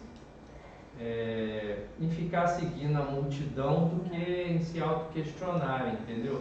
Então ela assiste televisão e fala assim, só hoje, sai correndo para a loja amanhã. Isso é slogan, isso é mentira. Não é só hoje, não é só amanhã. A Black Friday, pô, tá tudo barato. Mentira, no Brasil tá tudo caro e vai continuar caro nos próximos 10 anos, independente do que acontecer, porque o estrago já foi feito nos últimos 3 anos. Então a educação financeira, ela, com a BNCC, eu até participei da equipe que escreveu o documento, né, de educação financeira e educação matemática numérica. Eu tinha uma esperança que ia ser rápido. Isso foi em 2015. Eu falei, pô, em 2016 nós já vamos estar na sala de aula tudo. Não, até hoje está devagar, quase parando. Por quê? Por questões políticas, porque o Brasil ainda, eu vejo assim, há um interesse grande de desigualdade social, porque 1% domina a renda de 78%, é um país pobre nesse sentido, mas muito rico de riquezas naturais, enfim. Esse tema, Glaucio, ele tinha que ser assim, eu até brinco, né, amigos meus, hoje eu fui fazer uma consulta, eu estou fazendo check-up uma vez por ano, né, depois dos 40 é recomendável, né? E aí a minha médica lá, uma das minhas médicas, ela falou assim, Marco, você trouxe uns cofrinhos, legal. Eu falei, porque você falou que tem filho, né? Ela falou, pois é, eu tenho filha, agora está vindo filho. Ela está grávida, né? E aí eu falei assim, você já começou a fazer a educação financeira? Porque quando faz o exame e descobre que vai ter filho, cara, se não mudou a vida até ali, vai mudar, tá? Imediatamente os pais têm que sentar, ou os responsáveis, né, seja qual constituição, seja a família, e falar, olha, a gente tem que rever nossos hábitos. A Isabela tem um filho. Você tem também. É muito diferente a vida financeira de quem lê o livro do Gustavo Ceballos vai ver. Casais inteligentes enriquecem juntos. Não é só financeiramente, não. É em termos de convivência saudável. Saúde mental. Por quê? Porque ninguém consegue manter um relacionamento com dívida batendo na porta toda hora, com conta chegando e você não tem dinheiro para pagar. Não dura, essa história de mas eu amo. Meu, quando as dívidas acumulam, o amor dissolve. E derrete. Por quê? Como é que você vai ter disposição para conviver junto com uma pessoa em todos os sentidos, na plenitude, cara, se você não consegue pagar minimamente suas contas? E isso acontece por quê? Falta de diálogo. Eu vou contra a corrente para fechar a resposta aqui. A OCDE fala, a educação financeira tem que começar na escola. 0. Mais uma vez a OCDE é reprovada. É tarde demais. A educação financeira tem que começar no lar, seja ele qual for. Minha mãe é minha tia, minha mãe é minha avó, meus responsáveis são meus avós, ou são os pais, né, biológico ou adotivo, não interessa. O menino começou a entender, você tem que dialogar com ele. Meu filho, você tem que economizar água, luz, isso aí tem um custo. Tem gente que não tem. Entendeu? Você não pode ficar querendo comprar roupa toda hora, tem que aproveitar a roupa do irmãozinho, tem que comer alimentos naturais e não o sanduíche que tem picanha, mas não tem picanha. Entendeu? Ah, mas é gostoso, mas não é saudável. Uma vez ou outra vai, mas tem uma geração que só se entope com isso. Depois tem problemas de saúde. E a educação financeira, inclusive, tem que estar atenta para orientar as pessoas o seguinte. Um amigo meu outro dia teve cálculo cálculo na vesícula. Ele não tem plano de saúde, ele tem 60 anos. Eu falei, cara, você tem salário até hoje, onde que vai seu dinheiro que tu não tem 200 conto para pagar um plano de saúde? Teve que ir para a emergência do SUS. Eu falei, a sorte sua que o SUS é de qualidade em algumas cidades, porque tem cidades que são super populosas, é mais gente para atender do que médico para... Mas eu falei, se você tivesse um dinheirinho guardado, mas às vezes a pessoa senta num botequim, gasta R$200 em cerveja e não tem um plano de saúde. Gasta R$200 em torresmo, mas não tem um sapato bom para o pé, não investe na própria. Então tudo isso permeia a educação financeira. São vários temas que às vezes a gente acha que é só planejamento, orçamento, investimento, as mínimos detalhes. Então a gente deveria estar conversando, mas aí você vai ver, novela aborda esse tema? Não. Programa Big Brother, você já viu lá? Era um ótimo espaço para tematizar, não parou. Tem algum documentário decente nas TVs abertas, orientado? Não, o que tem é canal que você tem que pagar, tipo Futura, que é excelente, o da escola, né? Pouca gente assiste, então as pessoas começam a só procurar quando a vaca já está lá no brejo. Aí, você tirar ela do brejo custa caro, e às vezes não dá tempo, não é viável.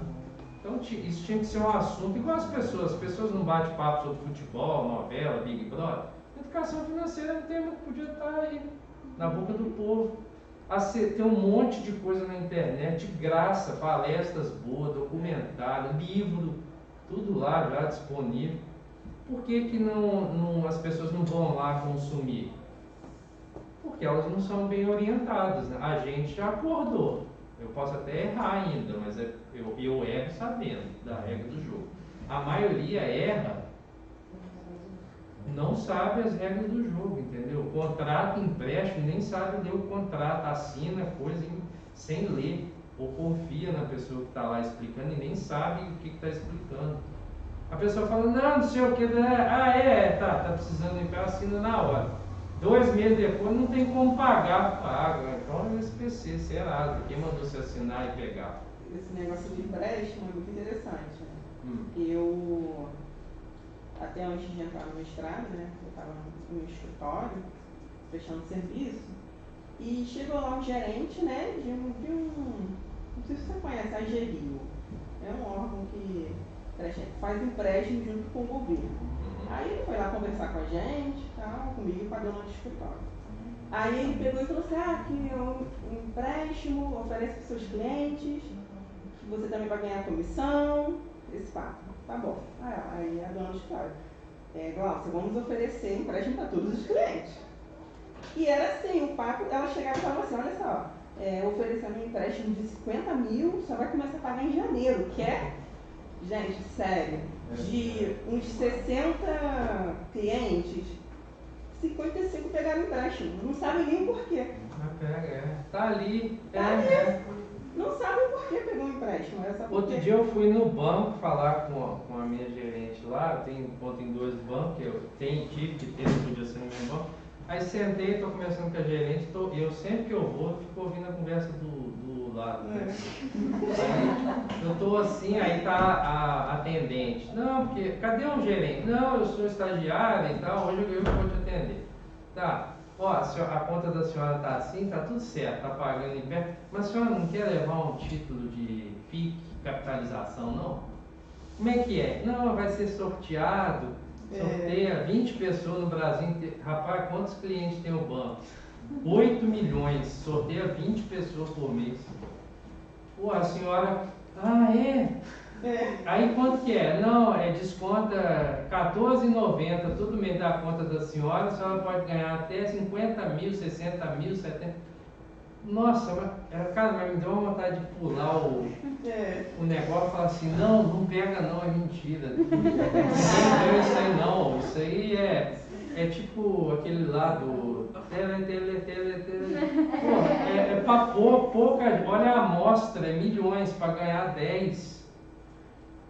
É lógico que a chance de ganhar próximo de 0, mas as pessoas vão. Aí fala assim, não, mas só desconta R$14,90, a senhora não vai. Cara, R$14,90, o banco tem 8 milhões de clientes. Vamos supor que 4 milhões pega isso. 4 milhões vezes R$14,90 dá quase 50 milhões de reais para o banco. E aí ele vai e paga um prêmio de 20 mil reais para cada 20 pessoas, 400 mil. Ele ganha 50 milhões e paga de prêmio 400 mil. Por isso que o banco... Você já viu o banco pobre? Mas eu já vi um monte de pobre que nunca vai ter condição de bancar um banco. Por quê? Falta de é assimetria de informação, entendeu? O banco, ele sabe um monte de informações nossas, mas a gente não sabe como é que funciona o sistema financeiro. O que você acha? Não, é isso mesmo. Que ela falou. Não, e tem alguns clientes que ainda falam. Ó, escola, por exemplo, eu acho que tinha que ter um horário para a gente reunir na escola, em roda, assim, no pátio, os professores, os diretores. Gente, vamos conversar sobre a vida financeira. No início, sem brincadeira, vai ser só desgraça.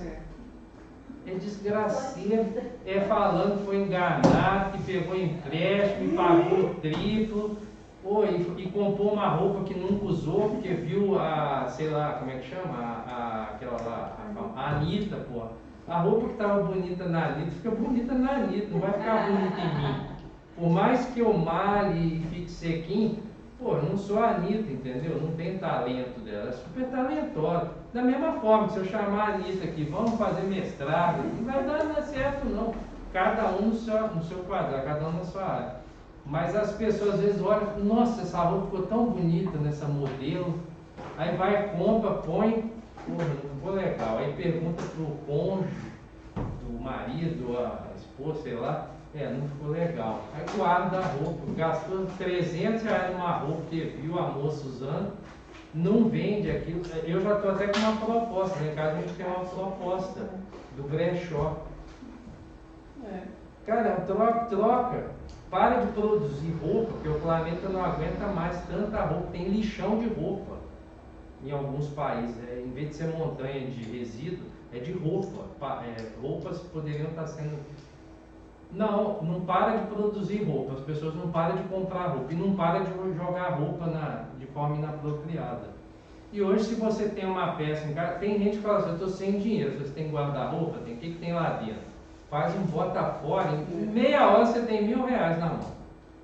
É só saber usar a rede social, contato, oferece, baixa o preço, aceita Pix. Tava R$1.000 parado lá no seu guarda-roupa, agora você tem R$1.000 aí, ó, já recebeu. E hoje com o Pix não precisa confiar não. Recebeu, você manda a peça. Antes você tinha que ficar conferindo se a gente vai pagar. Hoje transfere, cai na conta, beleza, já estou pondo no correio, vai com Deus. E um monte de coisa que a gente acumula que pode virar dinheiro para você às vezes se desapertar, né? Agora, esse assunto, o que é conversar? Até, olha, Glaucio, professores universitários.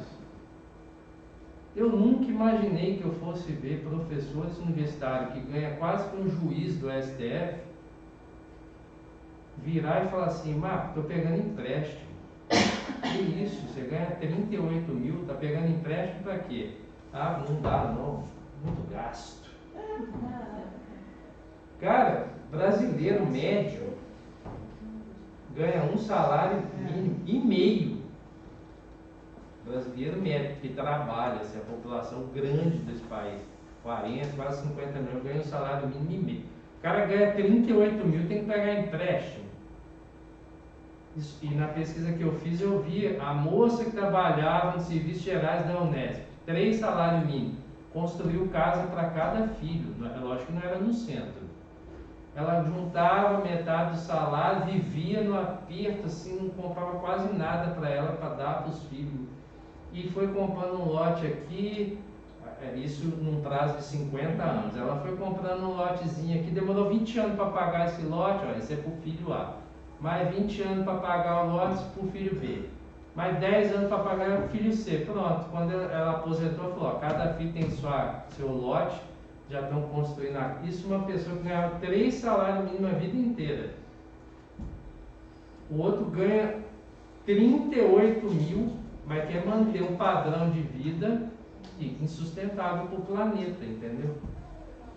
Não dá. Então falta muita educação financeira, não é só na classe baixa, não. É na média, na alta, na altíssima e na super alta. Só que a super alta, a alta, elas têm rede de segurança. Eles conseguem empréstimo rápido, eles conseguem dinheiro com os pares. O pessoal que está ali, que é o que mais me preocupa hoje, o pessoal das classes C, D e E,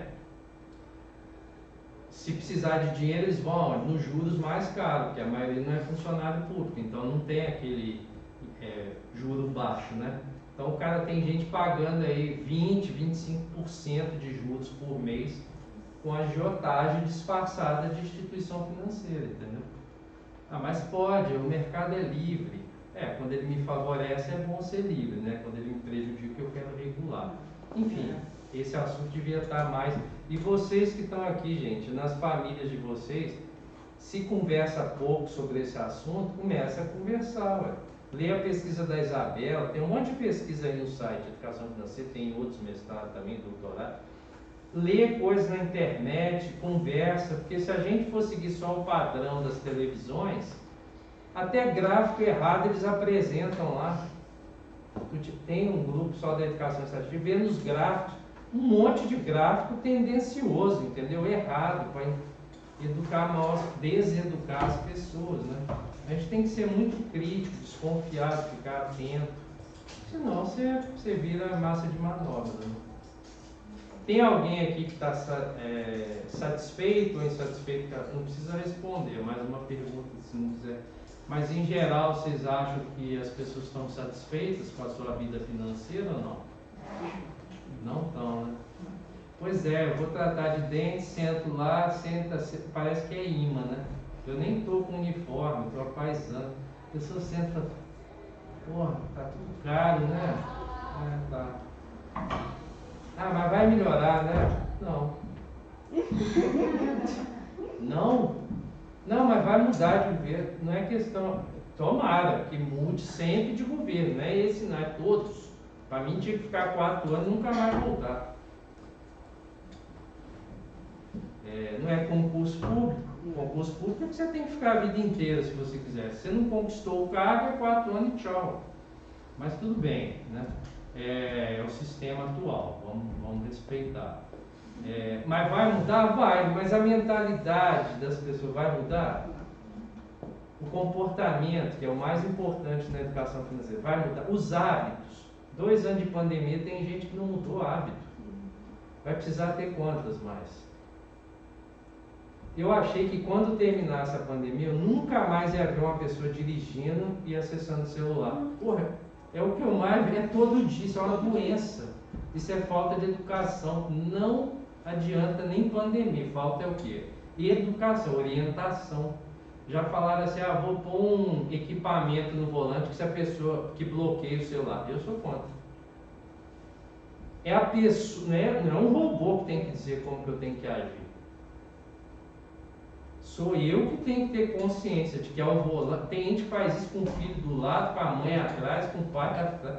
Cara, não respeita nem a vida do semelhante. A própria vida já não tem valor para essa pessoa.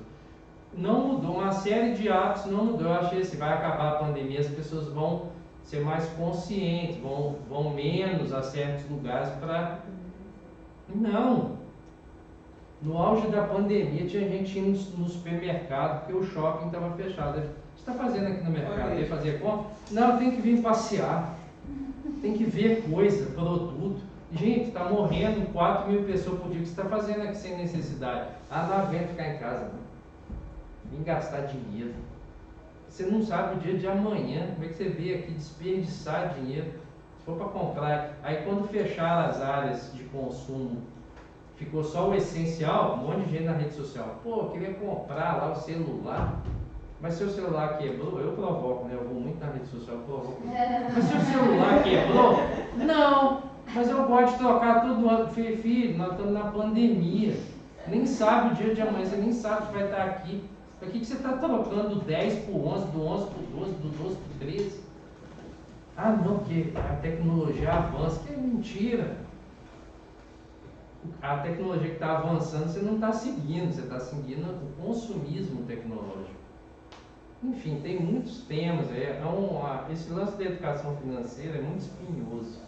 Quem entra não quer sair, mas a maioria não quer entrar, porque é constrangedor. Eu mesmo tive que mudar muito os meus comportamentos. Ainda tenho hábitos que eu preciso melhorar muito, entendeu? Até a própria educação financeira nas escolas. Quem está ministrando esses cursos de educação financeira, né? Pois nem formou os professores ficam falando nas lives assim, quando que a gente vai ter o curso de formação? Porque já está chegando material, está chegando apostila, está chegando não sei o quê. Não teve direito, não teve nada assim. A pessoa não sabe nem a diferença de matemática financeira. A gente vai fazer uma palestra, chega na cidade, ou chegava, vai dizer, tá aqui, ó, esse cara que fez pesquisa, ou ela fez pesquisa de matemática financeira. Eu falei, não, eu até faço, dou uma aula e tal, mas não vim falar disso não, vim falar de uma coisa mais ampla. Mas não é a mesma coisa? Não, tem até artigo já escrito dizendo as diferenças. Teve que escrever, né? Porque as pessoas não entendem, é diferente de matemática financeira. A diferença é um abismo, mas tem gente que lê uma coisa e produz outro significado, né? Cada um produz o significado que está na frente. Mas enfim, isso que os professores são desrespeitados no Brasil, por quê? Tem, sei lá, 4 milhões de professores, todos têm que ser treinados, não é só de matemática, porque se o professor de matemática for fazer educação financeira, ele não dá aula. Ele não vai cumprir programa, não vai cumprir currículo, não vai cumprir nada. Bom, de certa forma, dependendo das circunstâncias, eu acho até ótimo não cumprir, porque os alunos também não querem. Mas eles merecem ter acesso aos conhecimentos matemáticos básicos. Agora, todo mundo tem que estar na corrente. O cara que abre o portão da escola, a diretora, a que faz a comida, a comunidade, os pais, os responsáveis, os professores, os estudantes. Se não, é mentira que está tendo educação financeira. Está tendo instrução de temas que são importantes na educação financeira. Mas a educação é uma coisa ampla. Quem já leu Paulo Freire e praticou sabe. A diferença entre educar e instruir. Eu instruo o meu gato a não fazer certas coisas. Ele fica condicionado a não fazer. Mas eu não consigo educar ele. Por exemplo, eu ensino para ele inglês e ele não aprende nada. Por quê? Não tem interesse. Ele vê umas palavras, não estou afim. Ele nunca vai ser educado linguisticamente, até porque ele já tem a língua dele. Agora, instrução eu posso dar, eu ponho alguns condicionamentos e ele segue. Ele é instruído. Mas o ser humano não tem que ser condicionado, obrigado a fazer regrinhas. Ele tem que ter autonomia, né? Hoje, eu terminei agora o mês de abril uma residência acadêmica e é lá no Colégio Pedro II, lá no Rio, não sei se o senhor conhece, claro. Né? E lá começou agora, né, com a educação financeira, tem uns 2 meses. Sim. E o professor é o professor de matemática, que está fazendo essa parte lá. E foi até hoje, ele me mandou um áudio. Glaucia, eu posso te mandar uma mensagem? Vou te mandar um áudio explicando que eu quero umas dicas assim, de tributação. Aí eu falei assim, tá bom, professor. Aí ele também me mandou, né, o que eles estão usando lá no colégio. E é somente matemática financeira. Pois é, isso é... E tributos. A educação financeira mesmo não tem ainda. Às vezes, por que é interessante, mesmo virtualmente, você está participando de alguns eventos? Eu lembro um caso rápido aqui. Eu, o Rodrigo e o Dejaí, a gente foi para o UFOP num evento lá da Universidade Federal do Ouro Preto. O Dejaí já estava no meio do mestrado, o Rodrigo estava começando, e o Rodrigo não tinha tema. E na época eu tinha muita gente orientando, né, como responsável e tal, e a gente ia nas reuniões, 9 falavam e o Rodrigo ficava de braço cruzado quieto. Tinha 3 meses de mestrado, não tinha tema. E ele entrou na repescagem, sabe? Ele ficou, acho que tinha 20 vagas, ele ficou no 24, aí foi chamando, ele entrou. Então ele já chegou meio com as aulas tendo 2, 3 semanas. Aí ele Eu falei, Rodrigo, vamos lá. Ah, mas eu não tenho tempo. Eu falei, cara, bom, primeiro que você vai dirigir o carro, que ninguém está com carro para dirigir para lá, e depois que você dá carona para ele. Chegou lá, a gente fez um mini curso de um cara. E o mini curso do cara é assim, Educação Financeira Crítica. Aí a gente foi assistir, pô, vamos lá, né, ver. Tá. Cara, o cara deu aula de matemática financeira, inclusive segurando o livro. O cara ficava segurando um livro, vamos resolver a taxa. Isso mesmo. Pô, e a gente, era 2 blocos, de 2 às 4, de 4 às 6. Aí terminou o primeiro bloco, falei, bom, já recordei tudo de matemática financeira. Beleza, a segunda parte deve ser educação matemática. Não, voltou, vamos lá, agora usando a calculadora financeira, usando o Excel. Né? O cara deu um curso de matemática financeira, matemática aplicada, com temas financeiros, foi legal. Mas aí ele saiu, eles saíram pé da vida, né? Eu saí e falei, cara, já estou acostumado com essas coisas, né? Põe um título e fala outra coisa. Tá. Aí ele sentou para tomar um café e o Rodrigo era que estava mais nervoso. Falou, pô, nós ficamos lá 4 horas, o cara não falou nada de educação matemática só. Aí eu parei, pensei e falei, Rodrigo, esse é o tema da sua pesquisa. Acabamos de ter uma ideia. Você vai fazer um mapeamento, aí ele fez, né? De 1999 até 2015. Você tem que mapear todas as pesquisas que foram faladas que tem palavra-chave educação financeira. Aí pronto, nasceu o levantamento de 99, que foi a primeira, né, na Unicamp, até 2015, que foi a época que ele defendeu, né? Então até faltando 2 meses antes da defesa ele estava achando trabalho e aí ele categorizou. Então tem trabalhos que são de matemática financeira e dizem que é de educação financeira. Tem trabalho que é de educação financeira e fala que é educação financeira crítica e não tem nada. Então tem trabalho que promete um. Então, quer dizer, às vezes você vai num evento, você está meio sem ideia, o seu trabalho está meio devagar, quase parando, aí você chega lá, assiste uma palestra, é isso aí. E a gente foi assim, acabou o curso, fomos tomar um café, todo mundo meio cabeça quente, de raiva, de ter ficado 4 horas sendo bombardeado com a matemática financeira, que a gente já tinha conhecimento. Aí surgiu a ideia, olha, vamos ver, deve ter um monte de pesquisa que faz igual esse cara aí, fala uma coisa é outra, não deu outra. Ele achou bastante pesquisas que tinham indícios de educação financeira, mas era mais marcante a presença da matemática financeira mesmo. E tinha pesquisas muito boas que eram de educação financeira mesmo, e algumas excelentes que tinham educação matemática crítica junto, que aí é a cerejinha do bolo. Beleza? Eu queria fazer uma pergunta. Pode. Especificamente da educação financeira dentro do contexto escolar, né? Diretamente a professora Isabela. Como é que foi a receptividade dos alunos, né, com essa metodologia, essa atividade? Se foi tranquilo, se teve muita dificuldade em relação aos alunos? E na opinião de vocês, assim, a partir de qual idade a gente pode começar a introduzir essa questão da educação financeira para os alunos? A partir de qual ano escolar e como você sugeriu a gente começar, né, esse movimento com eles? Então, os meninos adoram, né? Porque é um tema que é do dia a dia deles, está falando a língua deles.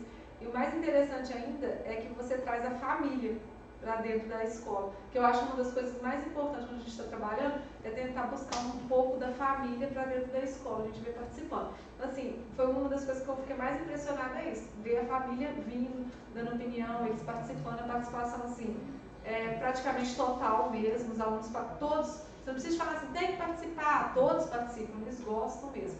E em relação à idade, eu acredito que desde quando a criança começa a entender que aquele produto ali, ele tem um custo, você já pode começar a trabalhar a educação financeira, no caso da escola, o 4 anos, né, que é o primeiro período, infantil 1, você colocar, mas é mais dentro da família também, né, mostrar para o pai, hoje, até a própria escola às vezes mostrar, hoje vocês vão fazer o seguinte, vocês vão dar um dinheiro para o filho de vocês, e ele vai ter que ir no supermercado, ele vai ter que comprar com aquele dinheiro.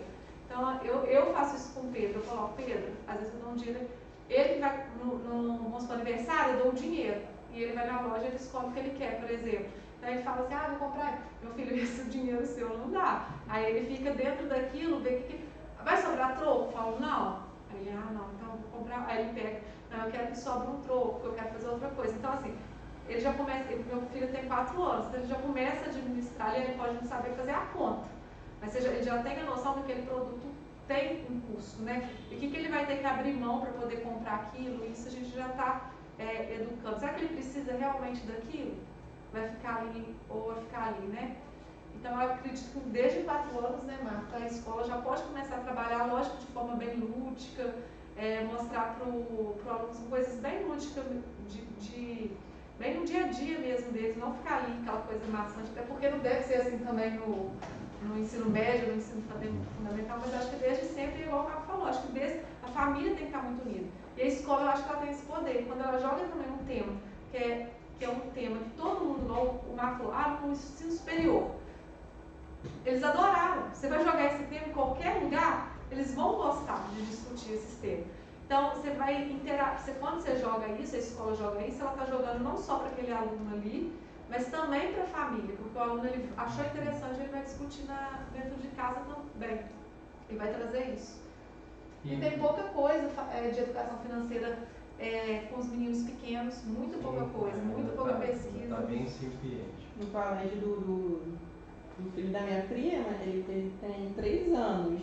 Aí teve um dia desse que ela postou, né, uma atividade lá. E era assim, a escola fez barraquinhas de feira, de frutas, e fizeram dinheiro, né? Acho que eles mesmos que fizeram dinheiro de papel. Aí eram assim, eles comprando. Às vezes os alunos fazem a eles depois eles têm que eles mesmos administrar ali dentro da escola. O que você vai querer comprar com dinheiro? Eles vão fazer uma viagem? Vamos juntar esse dinheiro, o que a gente vai comprar ali para aquela viagem? O que é importante? Se eu comprar isso, não vou ter aquilo. Então... Pois é, a Adriana, que está fazendo pesquisa com a gente, ela é da turma do ano passado.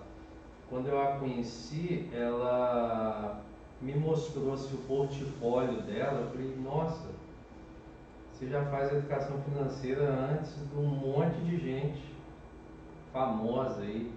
Ela fazia, sempre fez na sala dela, mercadinho de câmbio, conversão de moeda, criar moeda, mostrar como é que converte, moeda fictícia, moeda real. Ela já tinha um portfólio, né? Que assim, o portfólio é aquele cadernão, né? Cheio de atividade dela e dos alunos, né? Que os alunos produziam, ela ia coletando e catalogando. E aí ela chegou para mim, você acha que dá para fazer? Porque eu falei, já fez a pesquisa, eu já tive que defender, mas a academia funciona diferente. Você tem que fazer um monte de disciplina, algumas que não tem nada a ver com a pesquisa para o seu enriquecimento, outras que tem a ver também para a pesquisa, e aí que você vai passar pelos processos. Mas tem gente, tem professor que já chega com material e fala, o produto já está pronto. Porque no mestrado profissional não faz sentido você ter um texto dissertativo nota 10 e um produto nota 4.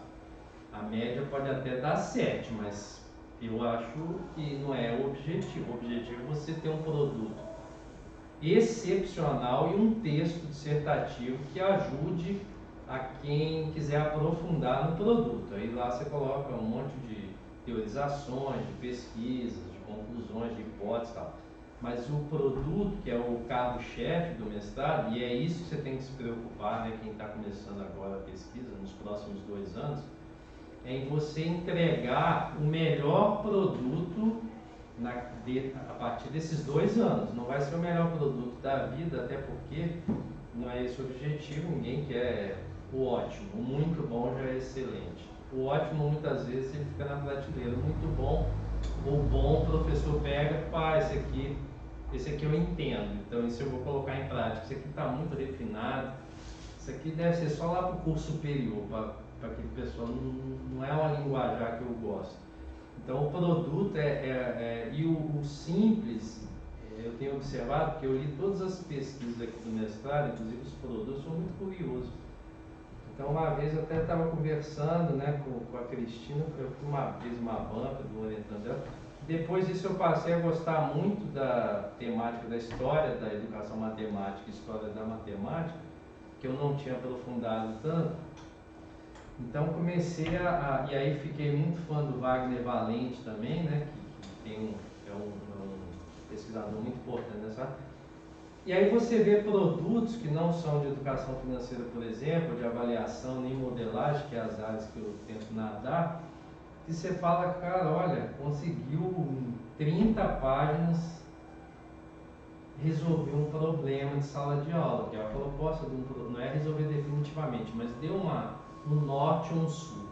Legal, eu queria ter esse produto lá na minha sala de aula. Então, isso que a Isa falou, quando eu vou ensinar a área, eu dou uma gulgada lá. Tem os produtos educacionais e tem os objetos de aprendizagem também. Tem um espaço. Quando eu estava na Unesp, eu convivi com os camisa 10 que estavam fazendo pesquisa na época, né? Na etnomatemática, na modelagem. E aí era engraçado que, vamos tomar um café. Aí sentava na mesa lá para tomar um café. Aí sentavam os mortais, né, que eram os mestrandos, doutorandos lá, e os alunos que queriam entrar no programa. Aí, de um lado da mesa estava o Rômulo Lins, do outro estava o Biratã D'Ambrosio, tomando café, contando piada, falando de futebol. Agora acabou, agora vamos falar de educação matemática. E aí os caras iam discutindo pesquisa assim, num ambiente super... coisa que a gente não vê muito hoje. Hoje as pessoas ficaram meio nos guetos, né? Isso me incomoda muito. Eu acho que a gente deveria se reunir mais, além do seminário, né, que a gente tem aqui, ou aquele no início do ano, né? A gente deveria se reunir mais para ouvir a pesquisa do outro, para conversar, porque é isso que acontecia lá na Unesp, né? A gente sentava na Rio para almoçar, 10 pessoas, 10 pesquisas diferentes, 10 orientandos ou orientadores diferentes. E o que você está pesquisando? Me fala aí, eu não entendo nada disso, mas que quem gosta de fazer pesquisa gosta de conversar sobre pesquisa, mesmo não sendo a especialidade, né? Então fica aí também de mensagem, né, que eu vim até pensando nisso no CARE. Você vai ter que fazer uma pesquisa, vai ter que fazer um produto educacional que você se orgulhe para sempre dele. Mas é importante também que você aprenda sobre outras pesquisas, né? Tantas que já foram feitas quanto as que estão nascendo dos seus colegas. Então tem disciplinas que é legal, que você vai ouvir o outro, você vai vendo a pesquisa do outro crescer, a sua também, uma vai no ritmo, outra vai no outro. Mas a preocupação maior que eu acho, que eu tenho, assim, se fala, você tem mais orgulho de quê? Além da amizade que eu fiz com o pessoal do nosso grupo, né, desde 2011, acho que foram 40 mestrandos e mestrandas. É o produto. Além da pessoa, né, ótimo professor, ótima professora, que foi muito melhor do que nós que damos aula aqui. Tem gente que é extraordinária, fala, queria ser igual esse cara. E olha que eu dei muita aula no ensino médio e básico. Mas tem gente que sai daqui, termina o mestrado, você vai assistir uma aula do cara, é um show, assim, é muito bom. Mas os produtos é o que eu tenho mais orgulho, assim, porque eu olho e falo, cara, foi feito há X anos, mas continua super atual. Por quê? Porque quando a gente foi construir, a gente não queria construir um produto feito em 2015, não.